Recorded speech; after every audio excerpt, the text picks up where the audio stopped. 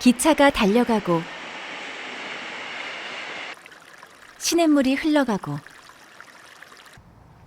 사람들이 어제와 다름없이 느릿한 걸음을 옮기던 노근리의 길목.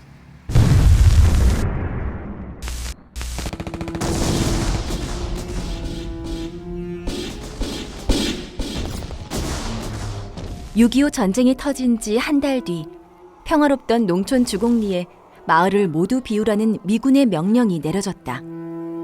주민들은 익어가는 곡식과 가축을 남겨둔 채 피난을 떠나야 했다. 오로지 안전한 곳을 찾아서 미군들의 인솔에 따라 이곳에 도착했을 때 Right down the line, he's running. Kill them all. So what do you do?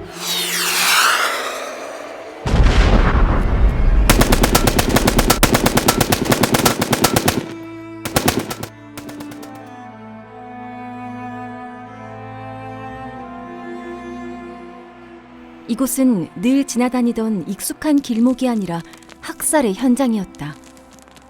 도대체 왜 이런 일이 일어났을까? 세상에 이유 없는 일이 있을까? 그러나 도무지 설명할 수 없는 노근리 학살과 억울한 죽음의 이유. 그 이유를 찾기 위해 노근리 평화공원으로 걸음을 옮긴다.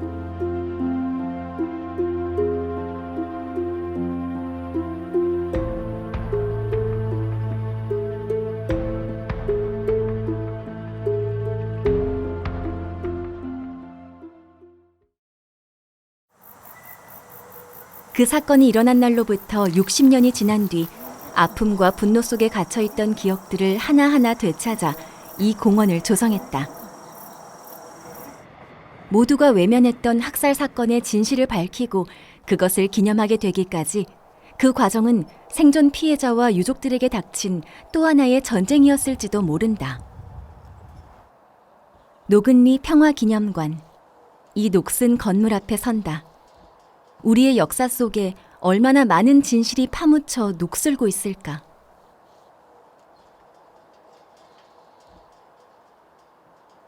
건물의 입구로 가는 좁은 내리막길은 마음의 준비를 하라는 조언인 것만 같다. 이제 곧 그날의 사건과 진실을 만나야 하니까.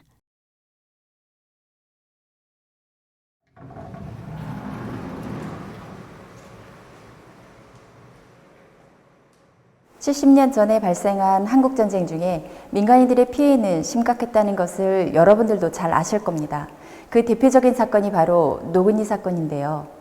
당초 노근리 사건을 기억하고 기록하기 위해서 노근리 역사공원, 노근리 역사기념관 이렇게 명명되었다가 노근리 사건이 가지는 인권과 평화의 의미를 되새기자는 뜻에서 저희 정부도 이사장님께서 정부 측에 명칭 변경을 공식 요청하셨고 노근리 평화공원, 노근리 평화기념관으로 명칭을 변경하여 현재 운영 중에 있습니다. 인권과 평화의 의미뿐만 아니라 노근리 사건이 과거의 아픈 사건이지만 이 땅에 이런 비극적인 일이 재현되지 않기를 바라는 뜻도 함께 담겨 있다고 할 수 있겠습니다. 사건은 전쟁으로부터 시작되었다.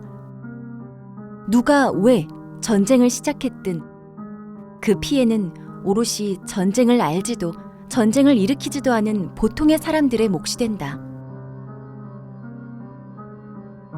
농민들은 졸지에 피난민이 되었다. 더 안전한 곳에 가게 된다는 미군의 말을 믿었기에 땡볕 아래 무거운 짐을 지고 걸음을 옮겼다. 어디로 가는 것인지도 몰랐다. 아이도 노인도 임신부도 길 위에서 자고 밥을 지어 먹으며 어딘가 안전한 곳에 잠시 피해 있다가 머지않아 고향으로 돌아와 또다시 생활하고 농사짓는 시간을 꿈꾸었을 것이다. 미군의 지시대로 철길을 따라 걷고 또 걸었다. 노근리의 푸른 하늘 높이 폭격기들이 날아오는 것이 보였다. 그 여름날의 기억은 거기까지. 폭격기의 목표물은 전함도 군부대도 아니었다. 그늘 한 조각 없는 철길 위에 고스란히 놓여있던 피난민의 무리. 그 가여운 사람들이었다. 살아남은 사람들은 오로지 머리통 하나라도 숨겨줄 공간을 찾아 굴다리 밑으로 모여들었다. 그 공포와 침묵 속에서도 어린 생명이 태어났고 살기 위해 울음을 터뜨렸다. 굴다리 속으로 총성이 날아들었다. 무차별로 3박 4일간.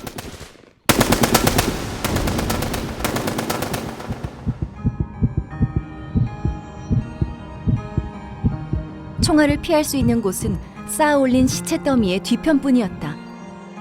또다시 물어본다. 도대체 왜 그랬을까? 재현된 쌍굴다리 안에서 어이없는 공포와 좌절을 체험한다.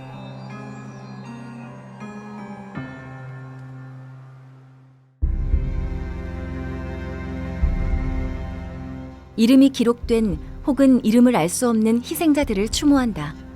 정겹고 순박한 이름들. 누군가의 사랑, 누군가의 자랑, 누군가의 믿음이었을 그 사람들. 광기 어린 총격에 쓰러져간 희생자의 72%가 어린이, 여성, 노인이었다. 죄를 지었으니 총을 맞았겠지. 빨갱이가 있었겠지. 총알보다 더 잔인하게 날아드는 누명과 모욕들. 그날은 그렇게 지우고 싶은 기억이 되고 말았다. 다시는 떠올리기 싫은 그날의 상처. 그러나 드러내지 않으면 치유할 수 없다. 어떻게든 힘을 내 진실을 매장한 이 지하에서 벗어나야만 한다.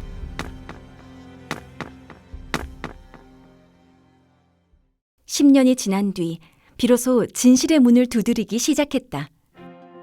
노근리 사건으로 어린 자녀를 잃은 피해자 정은용 선생은 생존자들의 기억을 헤집어 전쟁 범죄에 대한 진상조사와 손해배상 청원서를 한자 한자 써내려갔다. 그러나 미국이라는 거인과 거인의 눈치를 보아야 하는 약소국의 군사정권은 냉담했다. 30년이 지나도록 답을 듣지 못했다면 다른 방법이 필요했다. 저희 선친이 5살 된 아들과 2살 된 딸을 잃으셨어요. 그 한을 1970년대부터 소설로 쓰기 시작했고요. 제가 91년도 봄에 4월 달로 기억하는데 그때 저희 선친이 쓰신 원고를 읽게 됩니다. 그 원고를 읽고 제가 눈물을 흘리면서 생각을 했어요.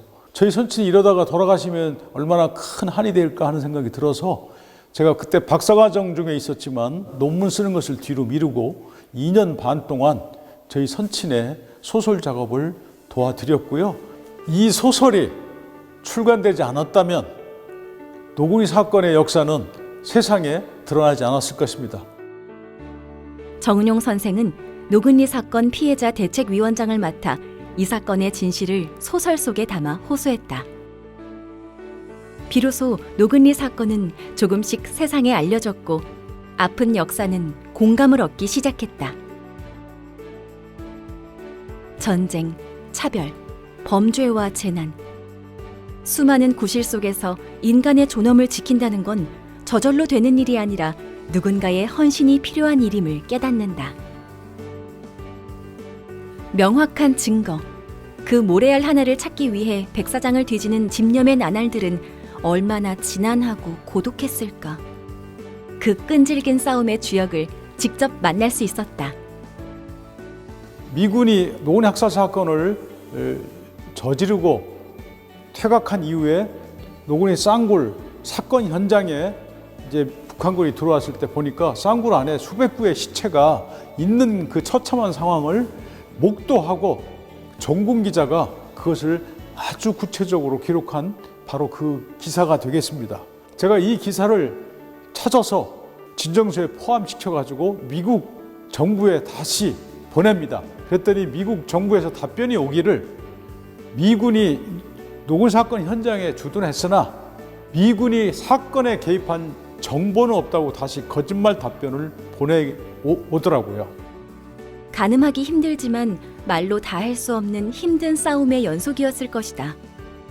인권을 위한 헌신은 반미주의자의 이념투쟁으로 왜곡되기 일쑤였고 진실은 여전히 외면당했으며 책임질 사람은 없었으니까. 노근리 사건 실체 규명을 위한 약 40년간의 고군분투. 긴 시간이었지만 아직 절망하기엔 이르다. 학문적으로 제가 논증해야 되겠다. 99년 2월 달에 그 논문을 발표했고 그 논문을 미국의 AP팀의 취재팀에 보냈고요. 1999년 9월 달에 노근 사건에 대한 실체를 고발하는 탐사 보도가 전 세계에 타전되게 됩니다. 1999년 AP통신은 미군에 의한 민간인 학살, 노근리 사건을 전 세계에 타전했다. 지우려던 기억은 마침내 사실이 되고 역사가 되고 있었다. 진실은 모습을 드러내기 시작했다. 공식적으로 노근리 사건의 진상조사를 맡은 것은 한국과 미국의 정부지만 그 결실은 오로지 피해자들이 직접 흘린 피, 땀, 눈물의 대가일 것이다. 피해자들처럼 과거의 지옥 속에 살고 있던 가해자들을 다시 만났다. Shut up. I don't want to see it.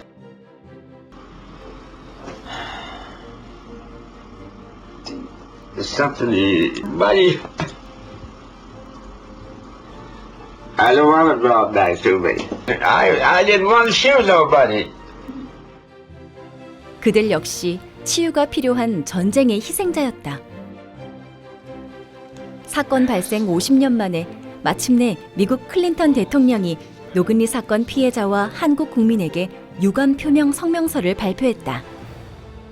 비록 사과가 아닌 유감 표명이었지만 매우 이례적이고 대단한 성과였다. 지금까지 미군 관련 사건에 대해 미국 대통령이 직접 유감이나 사과 성명을 낸 유일한 사례이기 때문이다. 한미 간에 벌어진 역사 전쟁이자 인권 전쟁이라고 할 수 있는 노근리 사건. 승리는 마침내 반세기 넘게 집념을 가지고 미국과 싸운 생존 피해자들과 유족들의 것이 되었다. 저희 선친 때부터 저한테 이르는 이 과정은 개인이 담당하기에 너무나 무거운 짐이었고요. 고난의 행군이었습니다. 그러나 굉장히 중요한 지적 작업이었고요. 이 시대를 사는 이 한반도, 어느 누군가는 해야 될 일이었습니다. 노근리 사건 진상규명의 목적은 폭로가 아니었다. 불가능한 일을 가능하게 만든 하나의 염원이 있었다. 우리의 희생이 헛되지 않기를, 다시는 이런 일이 반복되지 않기를, 언제 어떤 경우라도 인간의 존엄성이 지켜지는 세상이기를. 과거를 되살려 역사로 만들어낸 사람은 노근리 사건의 피해자들 자신이다. 상처투성이의 손을 먼저 내밀어 우리 모두에게 전하는 메시지가 들려오는 것 같다. 우리 이제 함께 평화를 만들어 갑시다.